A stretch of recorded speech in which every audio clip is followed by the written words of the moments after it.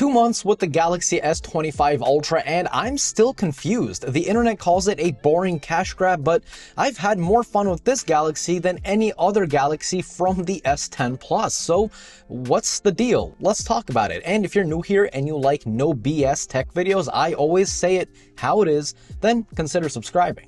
First up, the AI. Samsung is one of the only brands that actually gets it. I've got the iPhone 16 Pro Max as well, and Apple Intelligence, it's MIA. The new smarter Siri, it's not here yet despite Apple saying it'll be here. Well, it is now twice delayed, I think, maybe even 3 times. Samsung though, everything they hyped up on stage is ready to roll. If you want to zap something out of your photo, done. AI erased it in seconds, and it's spooky good. Better than what you find on iPhone and some other competition. Can't find something in settings? Well, instead of digging around and getting lost like a kid in the candy store, tap search, type that battery thing, and boom, AI finds everything relevant to battery. No more wasting your time. You can even set your wallpaper to match the weather outside. Cool. Or, maybe you're watching a long YouTube video. You can just ask Gemini to summarize it or answer your questions. It's all here. No waiting. Apple, take notes. No, seriously, take notes, because a lot of people are pissed. Rightfully so. The price is another thing that many don't find fair, since Samsung also removed the Bluetooth from the S Pen and kept the price of the phone the same. But did they really? Well, the MSRP is $1299, which is pretty expensive, but you can basically get it as low as like $399 because of these insane Samsung deals going on. You can get up to $900 of trade-in credit, or $300 even if you don't trade anything in. And on top of that, you get double the storage for free. But Samsung didn't stop there, because why not? Because you also get crazy discounts on accessories as well. Now, unfortunately, these deals won't last forever, so if you want, you can take advantage of them right now. I'll have a link down below. Charging is, well, come on Samsung, the same 45 watt speed since the Note 10 Plus. It takes a little over an hour to charge, cool, but we have phones like the OnePlus 13 that can charge from 0 to 100% in like 35 minutes. Samsung, come on, please. I know you're worried about that battery fiasco that happened. Trust me, we get it. All right, we get it. But, if OnePlus can do it, Samsung, you can do it. That being said, when it comes to wirelessly charging, yes, this is Qi 2 capable. It doesn't matter if it's missing magnets or not. All you need to do is go out and buy a Qi 2 ready case like this one from TORRAS. You slap it on your phone, and then boom. And then you can use awesome accessories like this insanely slim TORRAS MiniMag 5000 mAh power bank, which I used on 2 trips already this year, and this thing is a lifesaver, to be honest. It only weighs 111 grams, making it extremely pocketable and travel friendly. And because of its high density battery, this 5000 mAh is actually going to be able to charge your phone more than this 5000 mAh. Remember, capacity isn't always everything. This also comes built in with a temperature control chip, which monitors the temperature of the device to prevent overheating, which is good if you want your battery health to be in good standing for many years to come. And yes, it's not going anywhere at all. Another great accessory I keep in my travel bag is this TORRAS 40-watt FlexLine charger, which has 2 outputs, and one of those is a retractable cable, which is super nifty. It's perfect for those on-top desk chargers to keep your work area clutter-free. One output is 40 watts, and if you have 2 devices plugged in, they're both charging at up to 20 watts, which honestly is perfect for 1 iPad or 2 phones.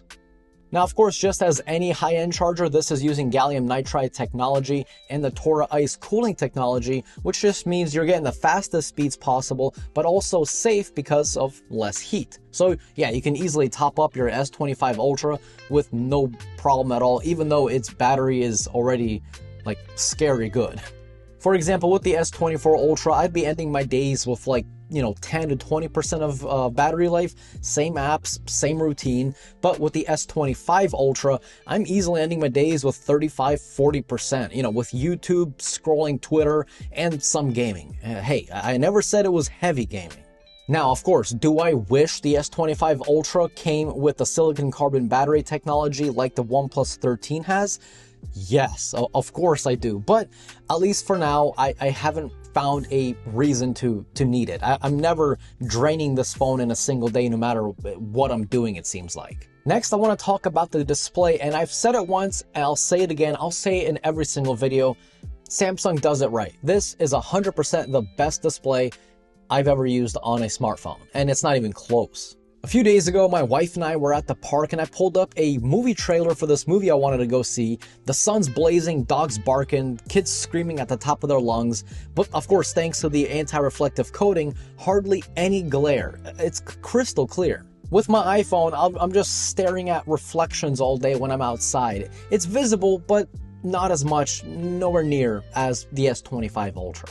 The S25 Ultra is not as bright as the OnePlus 13, for example. It only goes up to, well, only goes up to 2600 nits, but because of that coating, it almost doesn't matter if it's not as bright because it's more visible than the OnePlus 13 because, well, the OnePlus 13 also does not have that anti-reflective coating. Now, of course, if you put on a screen protector, that anti-reflective coating, it goes right out the door. It doesn't matter. So maybe, you know, look at the Samsung anti-reflective like screen protector. It's a film, it's not glass. That's one of the downsides, but you know, at least you have that kind of option if you want. Personally, I don't use a screen protector, and 2 months in, even a Florida beach trip, no scratches at all. Samsung did say they upped the durability, and they were not kidding. The only letdown, no Dolby Vision. I'll miss it for the Dolby Vision on Netflix and other streaming services.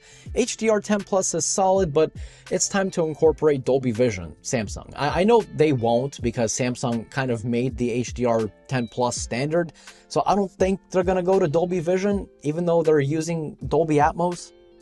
Just do the whole package.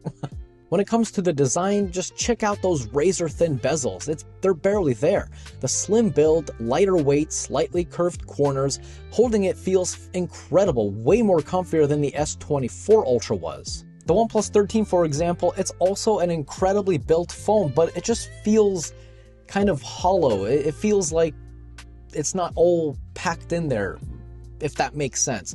Whereas the S25 Ultra, it just feels dense. It feels like every millimeter in the phone is filled up with some important technology. It just feels incredibly good to hold and more premium than the OnePlus 13, which kind of makes sense. It is a more expensive phone. Now, the cameras are nothing to hate. The 5x lens is one of the best I've tried. Zoom shots look unreal, and the new 50-megapixel ultra-wide camera was overdue. The old 12-megapixel was just okay.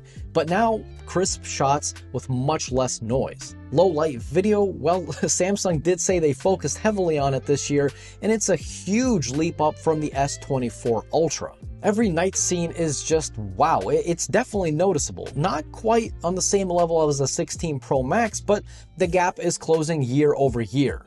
Now, when it comes to the performance, it's almost funny to talk about because, like, what is there to talk about? This is using the latest and the greatest Snapdragon 8 Elite made for Galaxy, so it's even a more overclocked version of the original or the normal 8 Elite. So, of course, the performance is going to be fantastic, just as it is for most other Android phones out there for like the past couple years, 3-4 years, you know?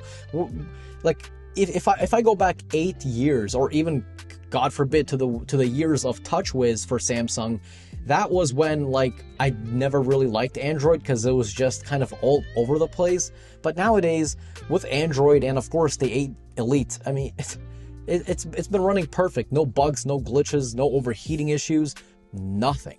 So why the confusion? The internet calls it a snooze fest, but I don't know. I mean, I always gravitate back to this flagship from all the other flagships that I have laying around in my house, and honestly, to me, that means something. Now, is it going to mean something to you?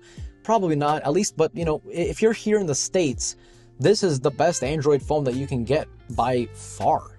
Now, I know for all you lucky guys and gals living in Europe and Asia, look, I know you have like so much better phones out there, but here we don't, unfortunately. So what do you guys think about the S25 Ultra? Do you love it? Do you hate it? How's your experience been with it? Let me know down below in the comments. If you're new here and you like this video, definitely subscribe and click that like button if you found this video to be entertaining. And as always, this was Mark from Mark's Tech. Adios.